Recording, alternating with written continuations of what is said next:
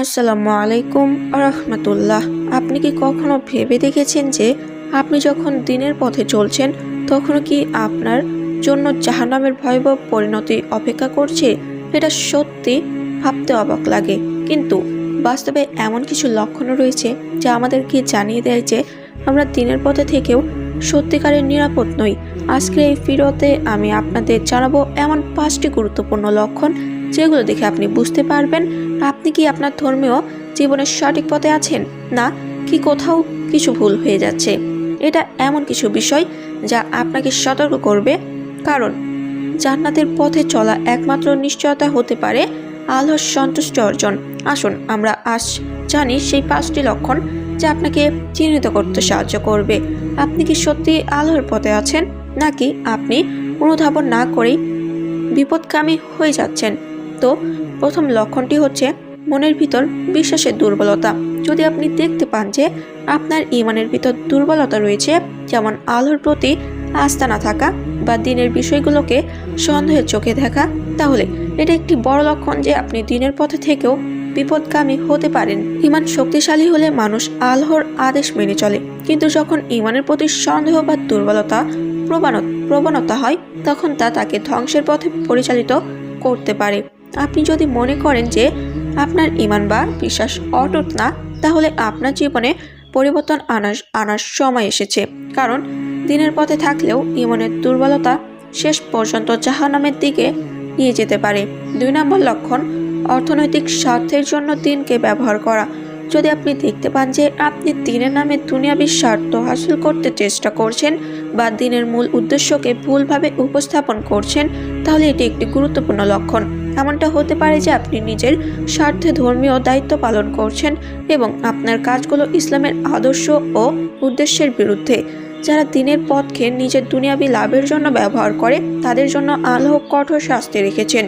দুনিয়ার পেছনে চলা, দিনের উদ্দেশ্যকে ভুলভাবে ব্যবহার করা সবকিছুই মানুষকে বিপদগামী করে এবং পরিণতি হবে ওই এক জাহান্নাম।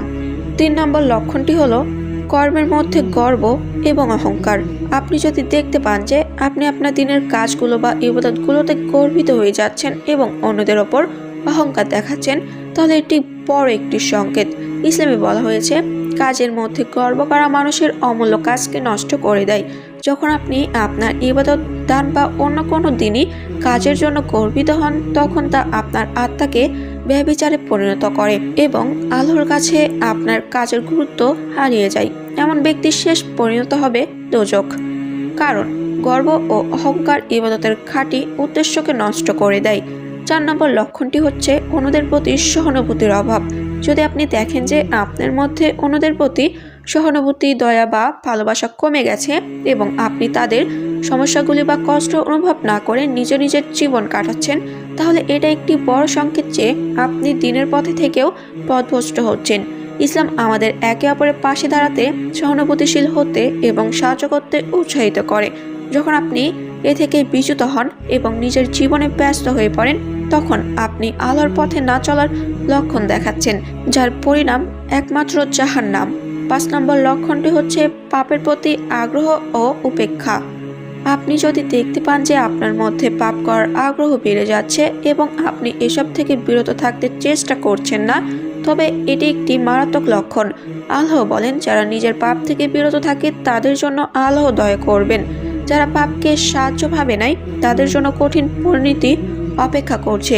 যখন আপনি জানেন যে আপনি পাপ করছেন তবুও সেগুলোকে উপেক্ষা করছেন এবং তাদের প্রতি আকৃষ্ট হচ্ছেন, তখন আপনি জীবনের বিপদে পড়ে যাচ্ছেন।